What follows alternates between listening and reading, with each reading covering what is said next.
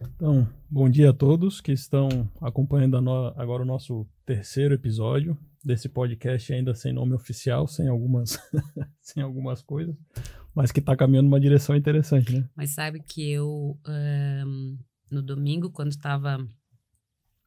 Usei a barca para fazer a travessia da costa até a lagoa. E aí estava sentado na frente de algumas pessoas dentro da barca, conversando sobre o podcast. E também falando sobre os podcasts que eu consumo e, enfim. E a pessoa que estava sentada na minha frente era um casal. Interessante. As pessoas, então, sentadas à minha frente e da minha amiga, um casal, e sabe que eles ficaram prestando atenção na conversa. E aí se interessaram para saber que podcast é esse. Eu falei, nenhum, porque ele nem existe ainda, ele nem tem nome. Mas talvez um dia ele se chame Pode Viver. Aí ela pegou, a moça do casal pegou o telefone, anotou e disse, não muda o nome, porque eu vou querer consumir.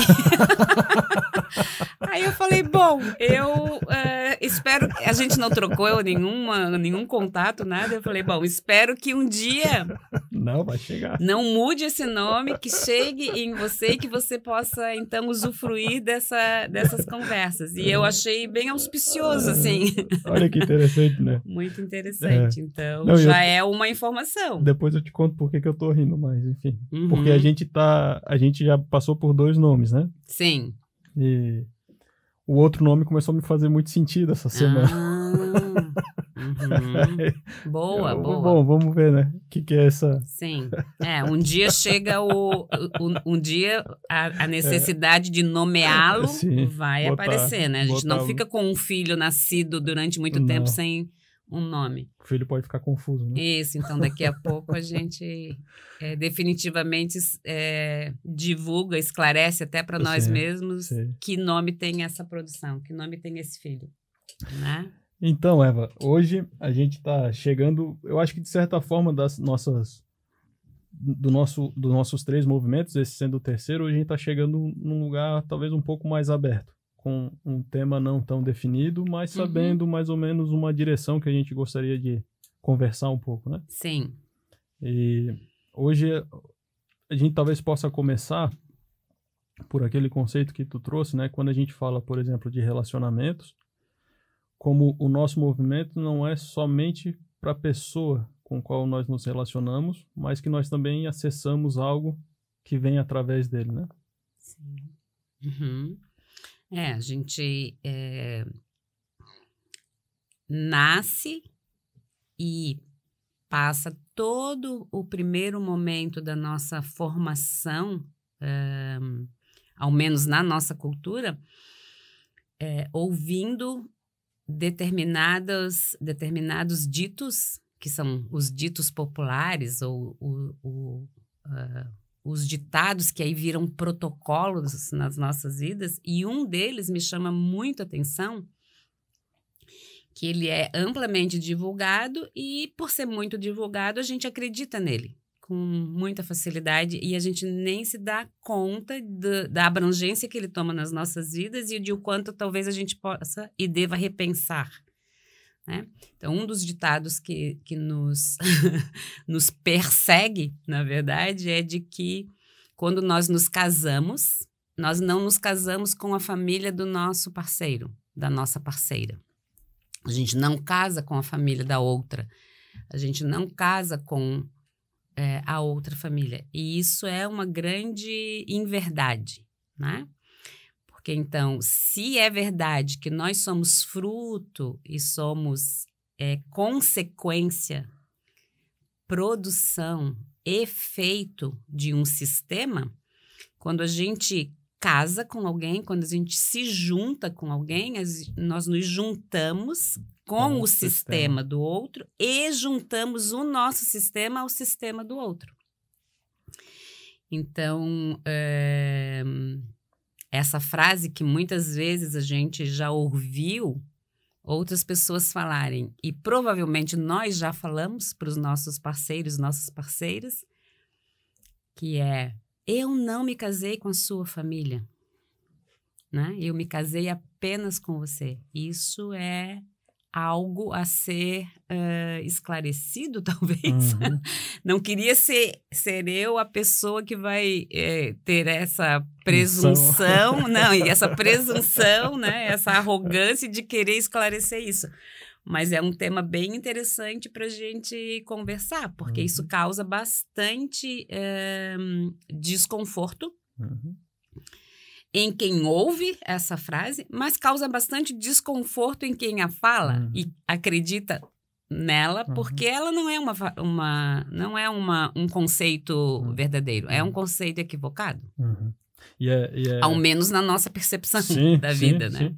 Não, e é interessante, né? Porque à medida... Eu já ouvi isso também, né? Essa frase assim, porque eu me casei com tal pessoa, eu não quero relação com a família. Né? Como se fosse possível separar. E é tão interessante que eu, pelo menos ouvindo a frase, o primeiro conceito que me vem, o mais claro deles, a exclusão. De uma parte do que compõe o parceiro. Sim. Né? Exatamente. E qual é o reflexo disso, né? Na relação? E por ser uma exclusão que fica clara, mas ao mesmo tempo não fica, porque é quase como se isso fosse um valor a ser perseguido. Né? Essa exclusão se interpõe, ela começa a ser um obstáculo no fluxo de amor entre as duas pessoas. Então, o fluxo de amor entre pessoas é sempre interrompido primordialmente por exclusões. E quando eu deixo claro para minha parceira, deixo claro para o meu parceiro que eu não tenho a família dele, a família dela no meu coração, eu estou criando um campo, um cenário perfeito para a exclusão. E isso vai servir de obstáculo para o meu fluxo de amor e para o fluxo de amor que vem do outro lado, na minha direção. E é interessante, né? Por exemplo, quando a gente fala... Esse é um conceito que a constelação, por exemplo, que a constelação traz, né? Se eu tenho algo que eu resisto nos meus pais, no final das contas eu tenho algo que eu resisto em mim. Perfeito. Se eu tenho algo que eu resisto na família do meu parceiro, da minha parceira, em última instância, há algo que eu resisto no meu parceiro, na minha parceira. Perfeito. Isso. E aí, essas resistências somadas fazem com que nós, ao invés de nos relacionarmos na nossa integralidade, nos relacionemos numa parte muito significante de nós mesmos. E aí, também estamos nos relacionando com alguém que faz o mesmo que nós. Então, são partes muito pequenininhas de nós em relação com partes muito pequenininhas do outro, da outra pessoa. Então, isso faz com que nós estejamos ininterruptamente nos empobrecendo. Né? Tem um conceito que o Bert Hellinger trouxe lindamente para nós, que é o conceito de destino segundo as constelações familiares, segundo a percepção dele, né? E o destino é composto por 3 elementos, né? O destino de uma pessoa é composto por 3 elementos. A época e o lugar em que a pessoa nasce é o primeiro elemento. O segundo elemento são as confusões e as soluções sistêmicas do sistema no qual eu estou inserida, no qual eu nasço. E o terceiro elemento são as confusões e as soluções sistêmicas do parceiro, da parceira com quem eu vou me relacionar em vínculo, com quem eu crio real vínculo existencial. Então, se as confusões sistêmicas e as soluções sistêmicas do meu parceiro, da minha parceira, fazem parte do meu destino, quando eu me caso, quando eu me junto com alguém, quando eu me encontro com alguém, eu me encontro com as soluções e com as confusões sistêmicas dessa pessoa. Então, sim, é verdade que a gente se casa com a família do outro, e sim, é verdade que o outro se casa com a nossa família. Né? E aí são dois sistemas que se encontram, não são duas pessoas, a gente nunca se encontra com alguém sozinho, nós nos encontramos sistemicamente. Então, ao menos na nossa concepção e no jeito que a gente funciona aqui, né? Usando essa filosofia como nossa guia, né? Nossa balizadora, né? Então, quando nós nos encontramos, são os sistemas se encontrando. E os sistemas, então, formam uma área de intersecção que vai fazer com que a gente encontre mais soluções para ambos os sistemas. Então, essa área de intersecção que se cria, ela se cria pelas confusões e pelas soluções. Mas é a partir dessa área de intersecção, então, que a gente tem a possibilidade de aumentar as soluções do nosso sistema e do sistema do outro.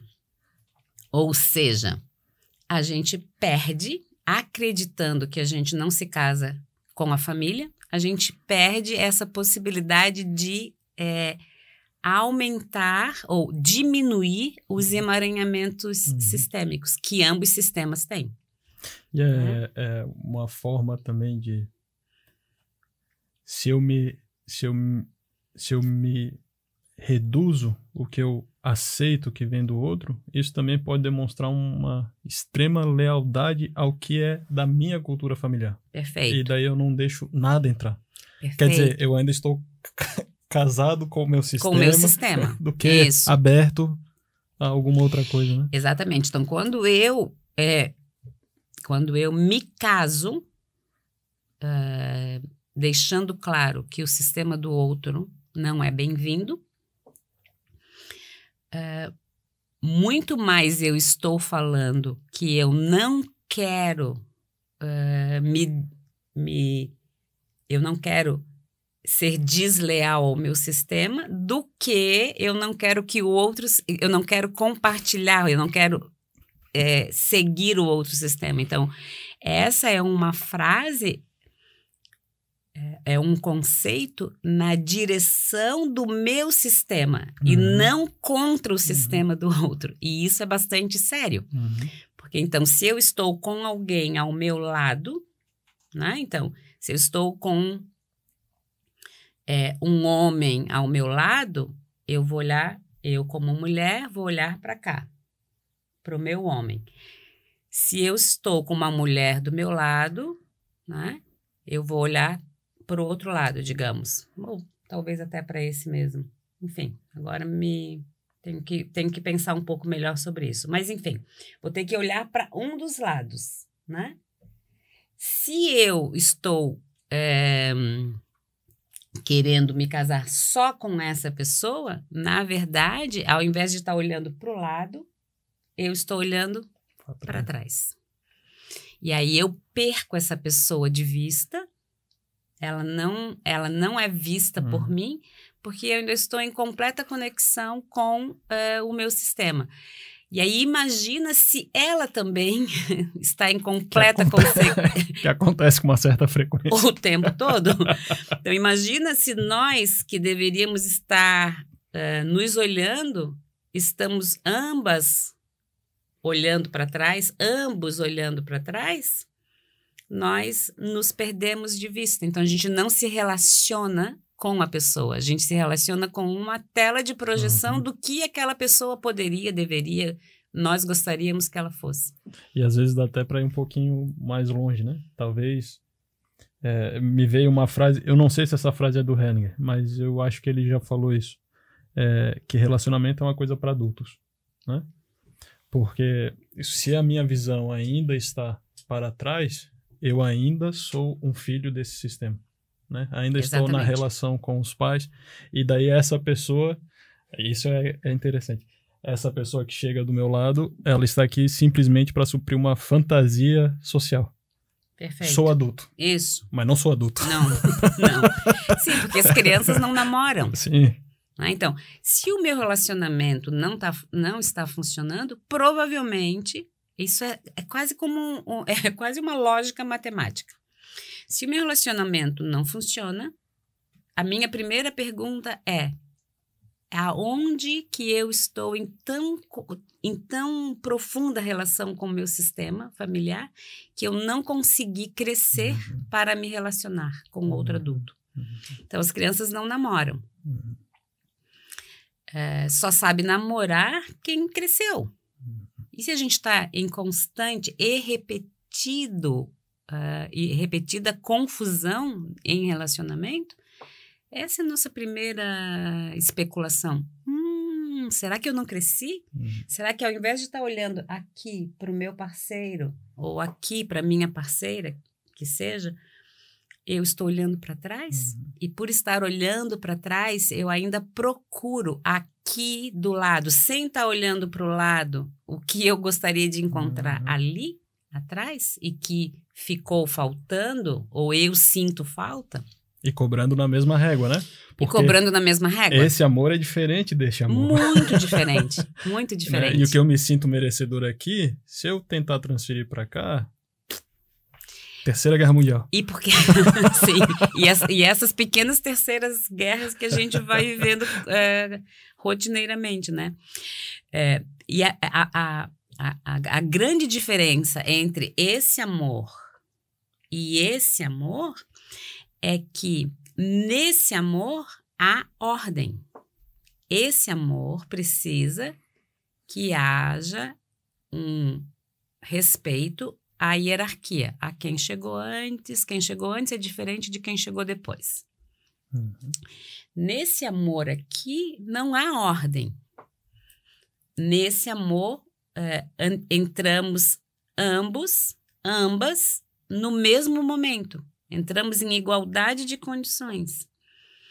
Então, nesse amor, o que precisa prevalecer, diferente desse, que a ordem é um fator importante, nesse amor é o equilíbrio. Na chegada, chegamos ambos ao mesmo tempo. Então, não há uma ordem, não há hierarquia a ser observada.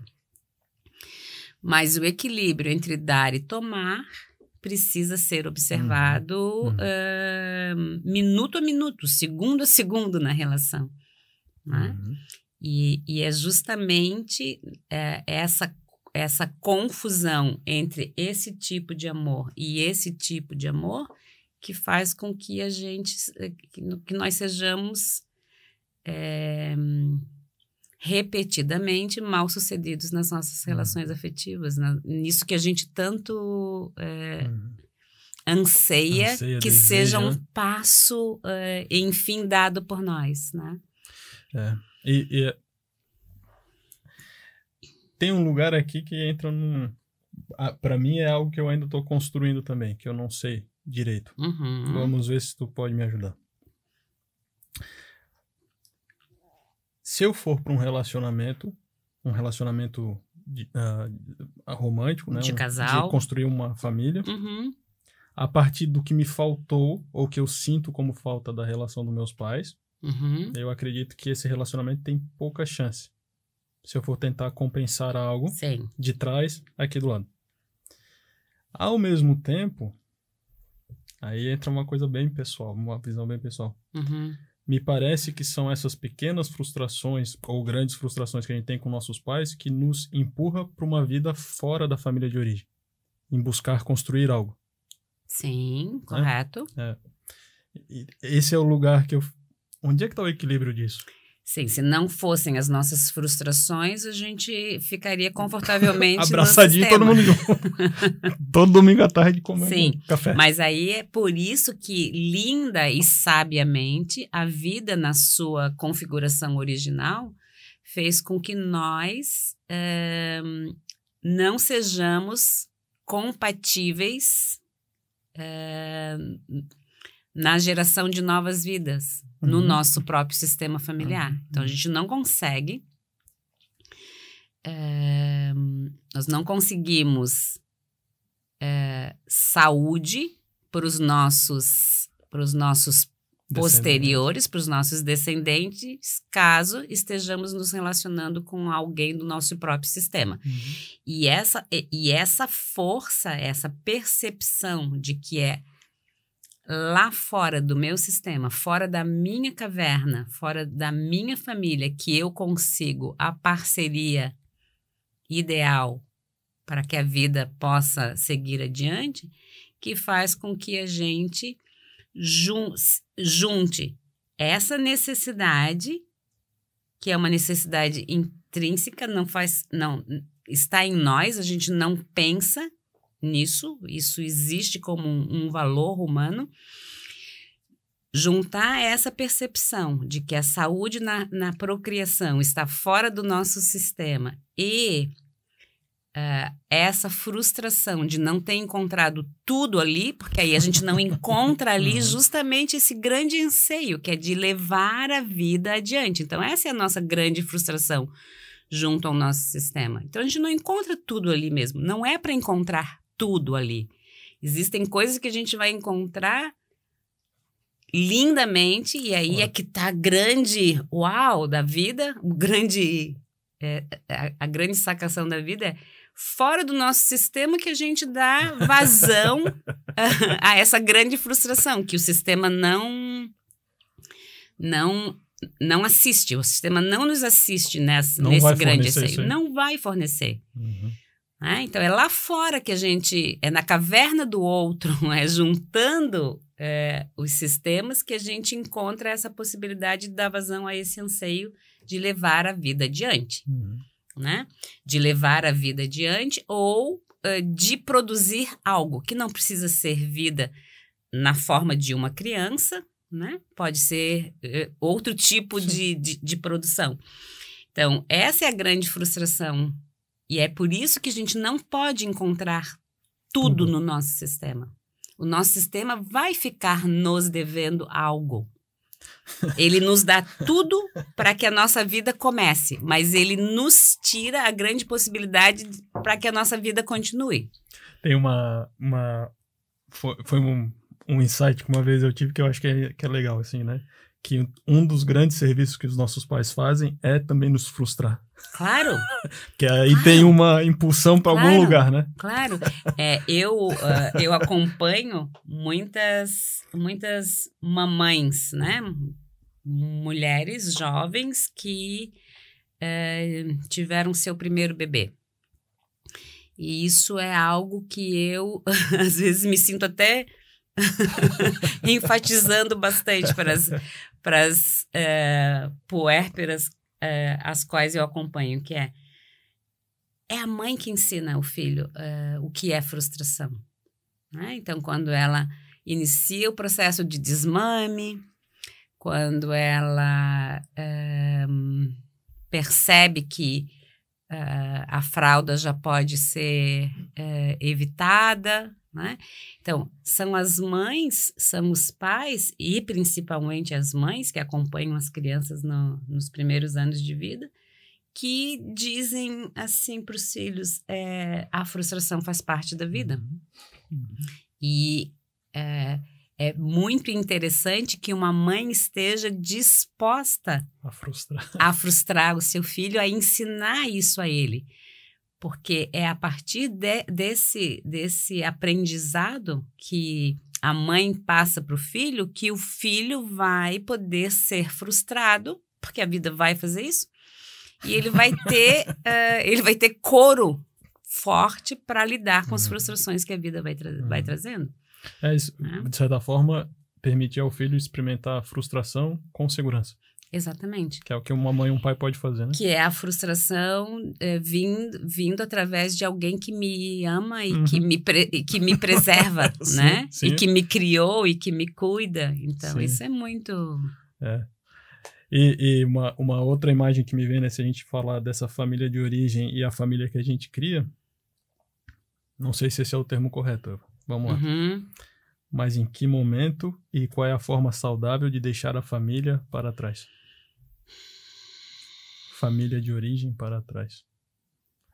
Não é um para trás de abandono, mas Não. é tipo um passo para além desta família. Uhum. Rápido, logo. O mais cedo possível. Claro, porque... então, a gente tem aqueles primeiros 7 anos iniciais que são fundamentais para a formação do nosso caráter e da nossa resistência diante da vida. Que é um período em que uma criança fica praticamente na esfera da mãe. Né? Fica em conexão com essa energia de acolhimento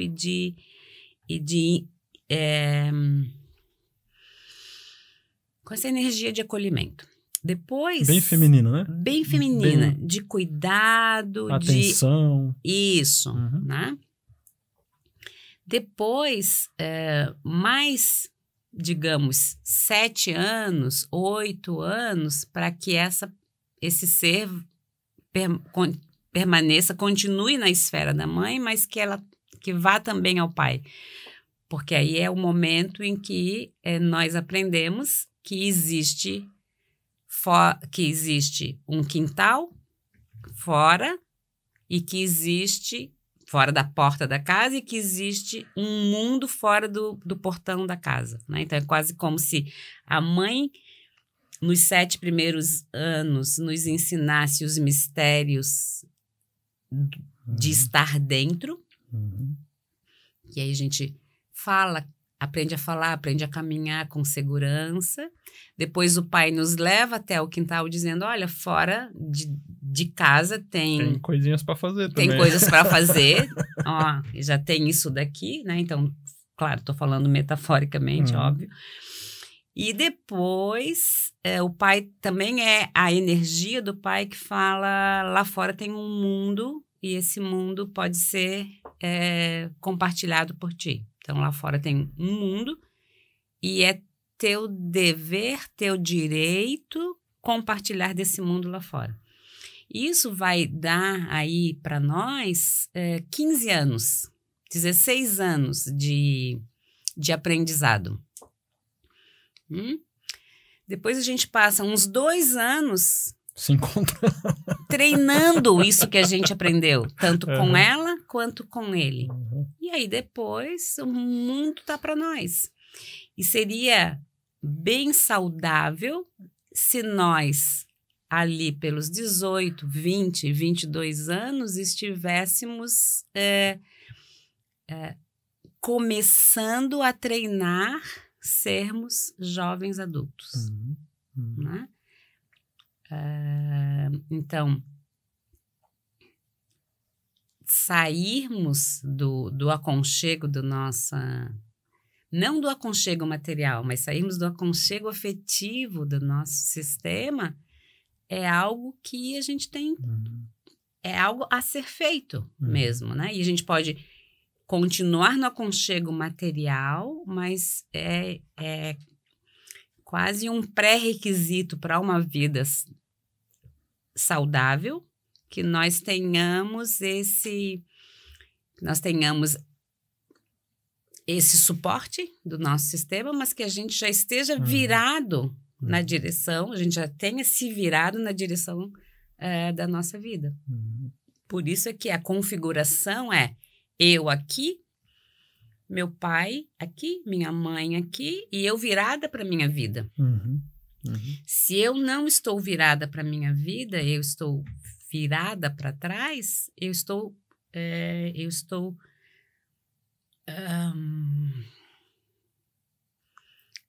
de costas para minha vida, que é um equívoco, mas o equívoco maior não é esse. O equívoco maior é eu estar ainda virada para o meu sistema familiar.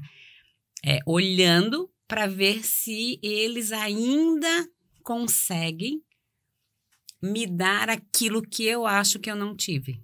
Ou aquilo que, de fato, eu não tive. Mas que não vai ser mais ali que eu vou encontrar. Aquilo, Passou. Independente de como foi, se tornou a base da vida que a pessoa vai ter que construir. Passou, exatamente. Agora, o que ela tem, ou o que ela teve, vai acompanhá-la. Não tem como reparar. A única, a possível reparação, que não vai ser uma reparação, de fato, a possível reparação está em eu olhar para aquilo que foi lá atrás e dizer, foi assim, foi desse jeito. E agora? Ir para frente, como será? Eu acho que a gente pode até, para ilustrar... Não sei se eu me expliquei. Não, eu acho que está bem claro. Para a gente tentar trazer um tema que é muito dito por Hellinger, do destino. Eu acho que quando o Hellinger fala do destino, é disso que ele está falando, do que compõe a minha caminhada. Sim. E às vezes na minha caminhada pode conter pais que foram ausentes, por exemplo. Pode conter coisas que lá eu sinto a falta de algo, mas que isso não pode ser a base no sentido para me manter nessa posição. Tá, né? só preciso fazer um ajuste aqui. Ai, porque se eu não fizer, eu depois vou... Vai ficar com a mente pesada. Não!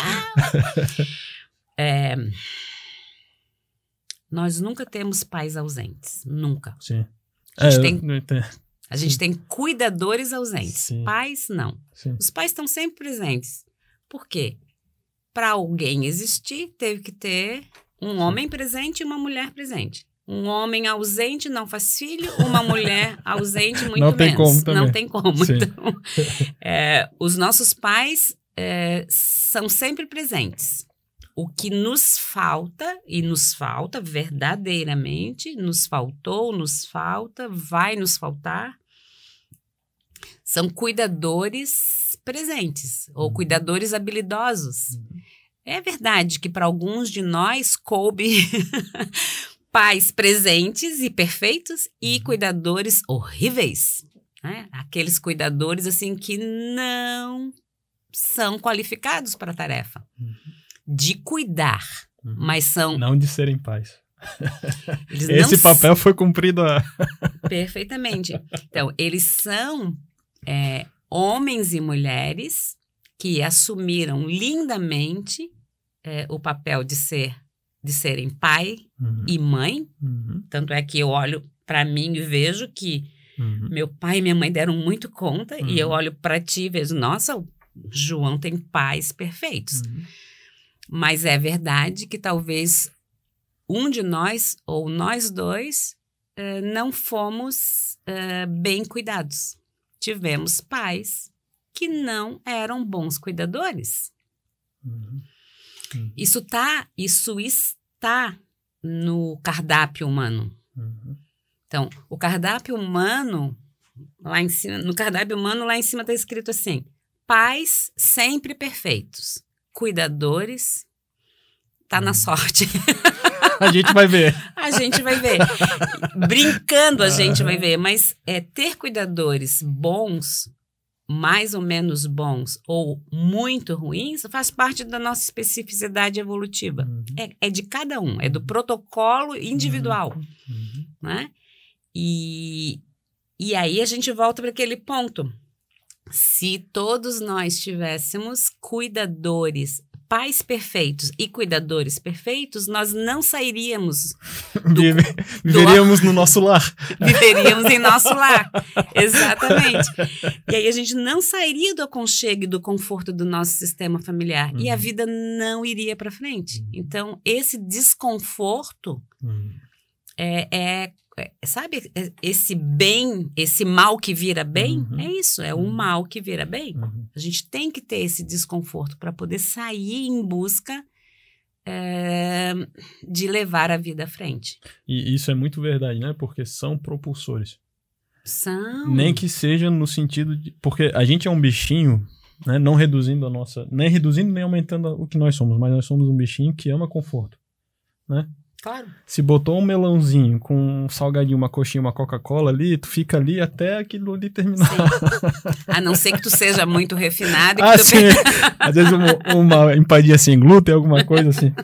Mas, e eu vejo como, se a gente voltar lá no nosso, né, se alguém estiver assistindo depois quiser ver o primeiro episódio, que a gente fala, certas coisas são apenas movimentos da vida. A gente que coloca um valor, porque, claro, a gente experimenta a partir do sentir.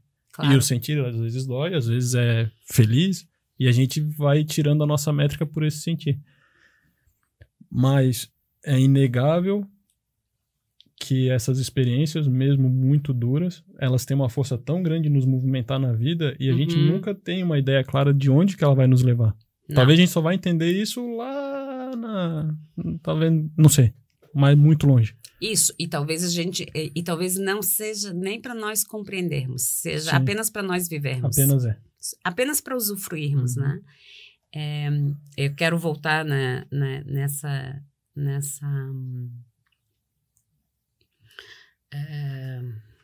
nessa colocação, que é quando que a gente vira então e vai em busca do nosso próprio sistema, né? Da nossa própria vida, né? Quando que a gente faz esse giro no nosso corpo e aí a gente fica de costa para o nosso sistema, né?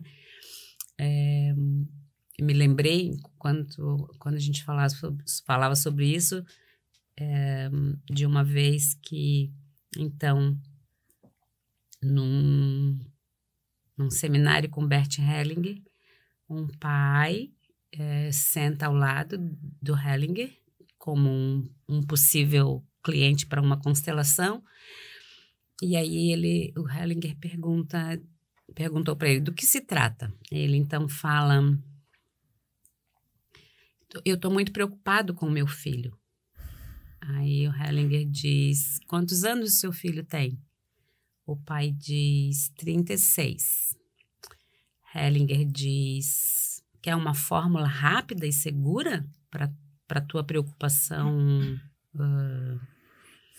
ser sanada? Ele responde: claro.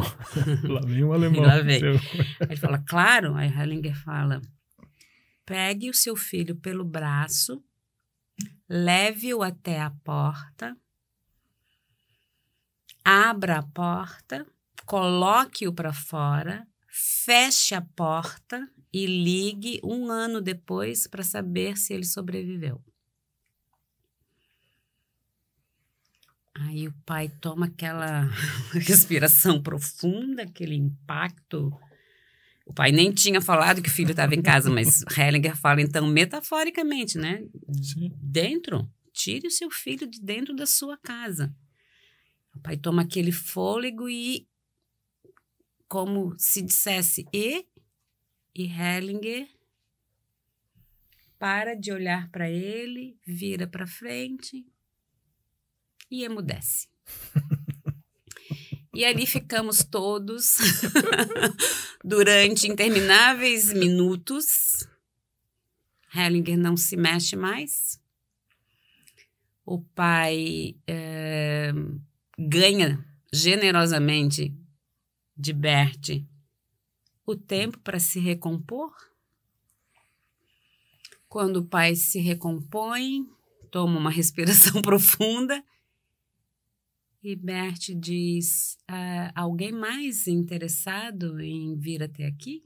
E o pai então entende que o trabalho com ele estava concluído e acabado. Estava finalizado, que Bert não tinha mais nada a dizer para ele. Ele tinha dado uma fórmula rápida e simples. E isso fez com que nós, na plateia, cochichássemos e falar, nossa, o que é isso, né? Uhum. E ele disse, é isso, é desse jeito. Existe um momento em que nós levamos o nosso filho para o mundo e dizemos, agora é contigo. Ele é teu, ele é contigo. Uhum. O que eu tinha para te dar, eu já te dei. Uhum. Uhum. Para mim vem uma imagem assim de como a gente luta, e talvez os pais, eu não sei porque eu não sou pai, mas talvez os pais também lutam com a idealização do que é ser pai, né? E essa idealização, às vezes, não vê que o trabalho também tem um fim. Uhum. Sim. Chega uma hora que acaba o trabalho de ser pai. Essa produção... essa é uma produção a ser concluída. Sim. Tem um momento que acaba mesmo. Acabou. Sim. Eu costumo dizer para algumas pessoas, para alguns clientes, tu não tem mais pai, meu amor. Acabou. Teu pai, ele hoje é um símbolo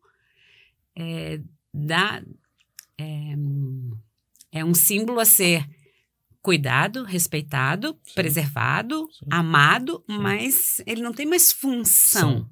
Sim. A função terminou.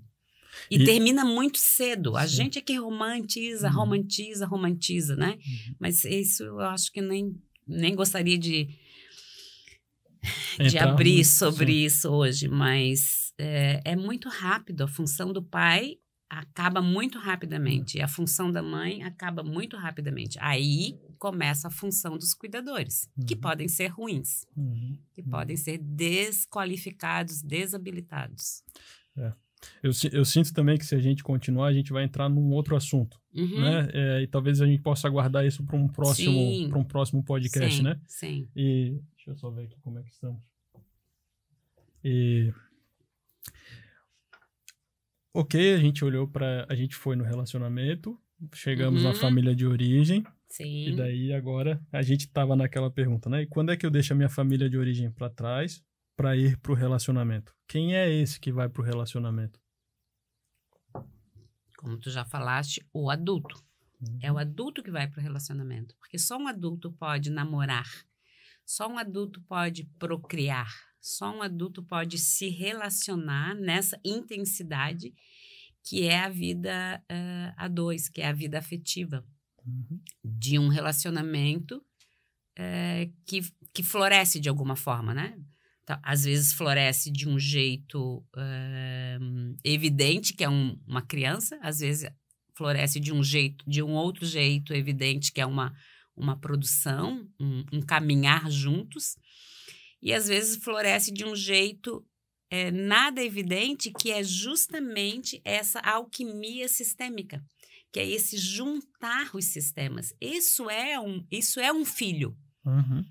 A gente não se dá conta, mas a gente anseia tanto por esse lugar que um dia a gente vai chegar, e que às vezes a gente se ilude que já chegou, que somos todos um. Quando é que nós seremos todos um? Quando é que nós formaremos uma unidade, de fato?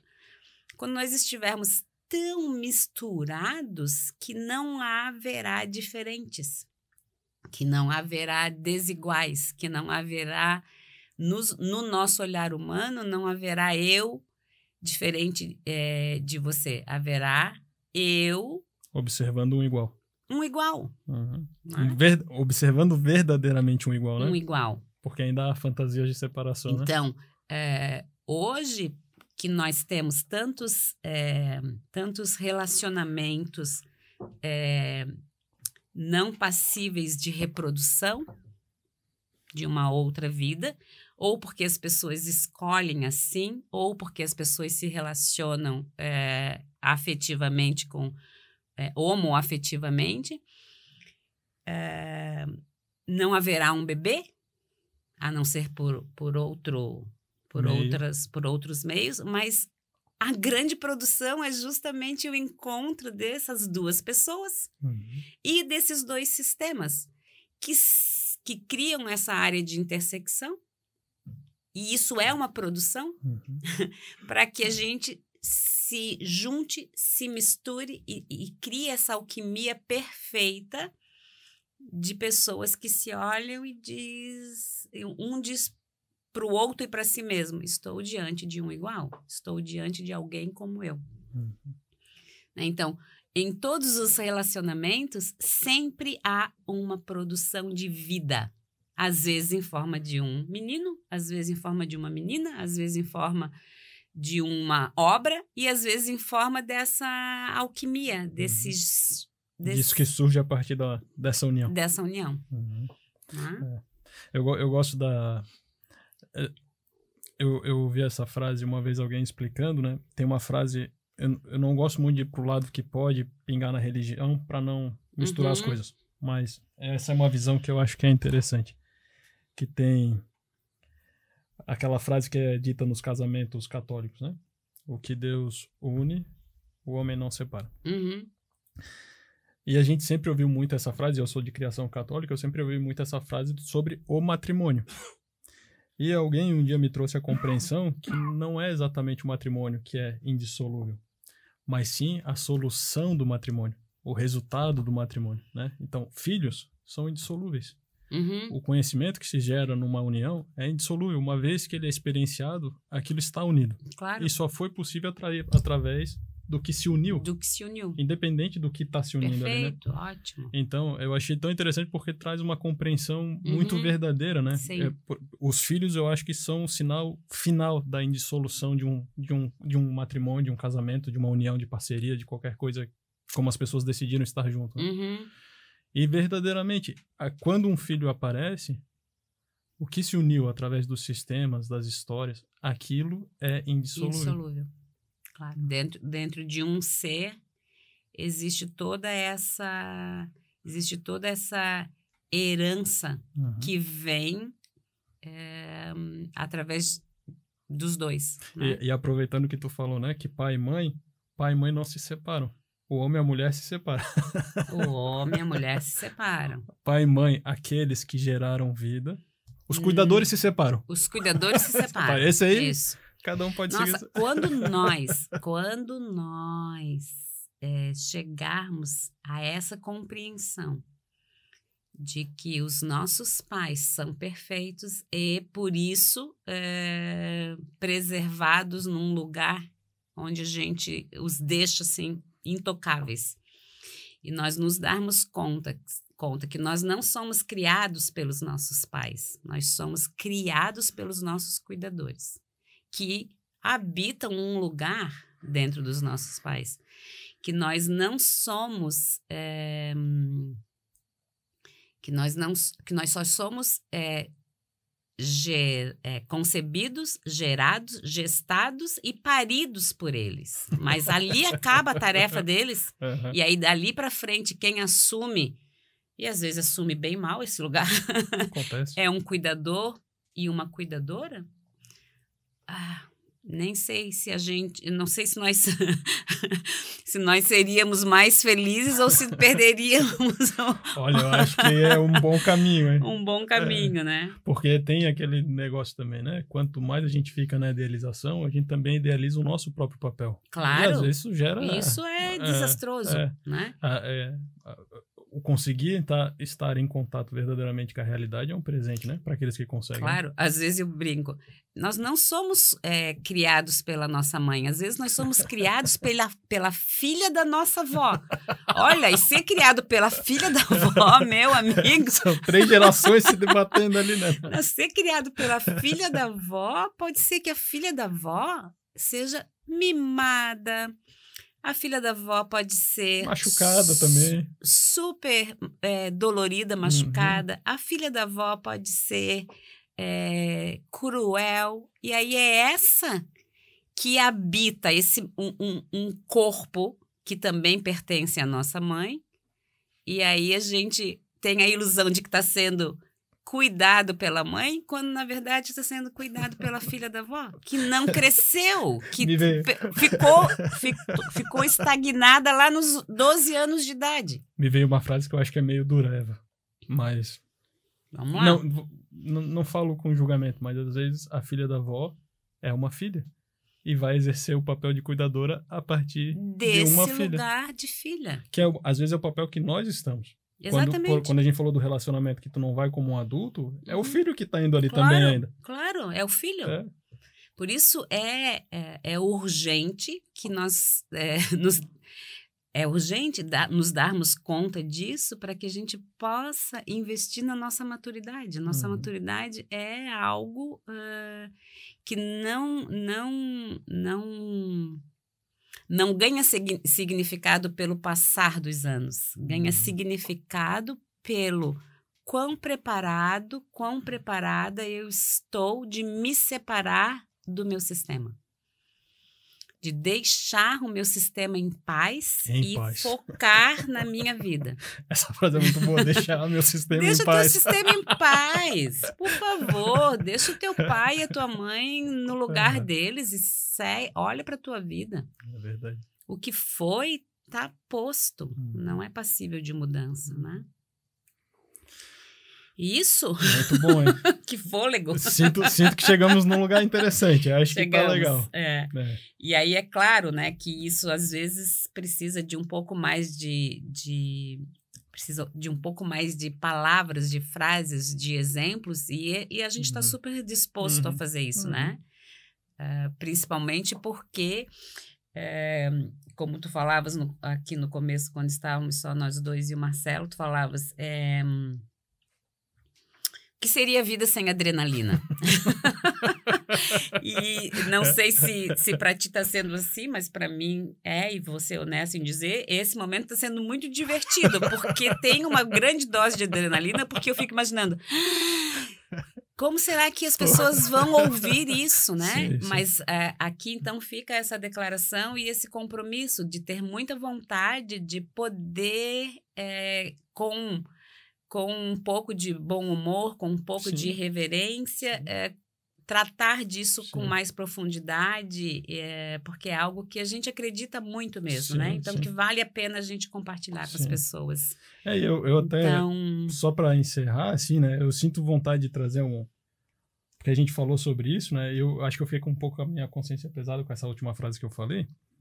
Qual delas? Da filha que cuida dos filhos. Da filha que cuida dos próprios filhos. Mas o meu pai faleceu faz uns 2 anos, né? E é tão interessante a relação que eu tenho com meu pai depois do falecimento dele. E aí eu acho que chega nesse pai que tu fala, né? O pai divino mesmo, né? Sim.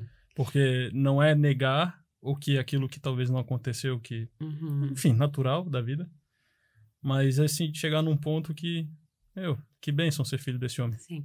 Do jeito como foi, né? Porque, João, então, nesse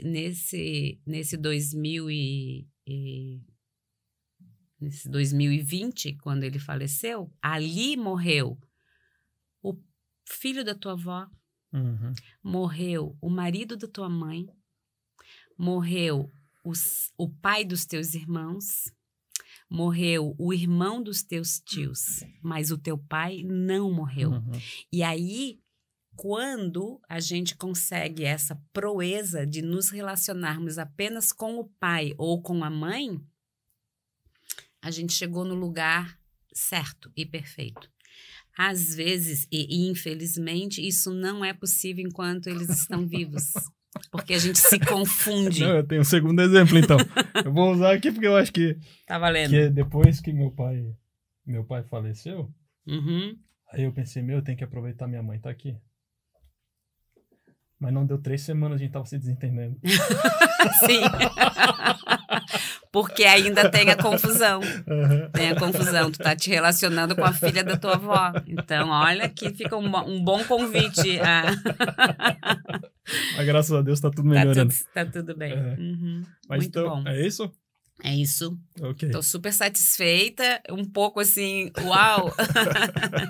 É um lugar instável de se estar pisando, mas a adrenalina e o que vem junto com isso é bem gostoso. Obrigada pela parceria, obrigada pela reciprocidade, pela troca. Valeu. Sim, seguimos. Eu também agradeço, Eva, e vamos continuar nesse caminho, tem boas conversas para vir ainda, e próxima semana, acredito, a gente já tem mais uma conversa aqui também. E continuamos o nosso podcast ainda sem nome. Sem nome. Em breve. Sim, daqui a pouco. Obrigada, João, obrigada. Obrigada, Marcelo, obrigada.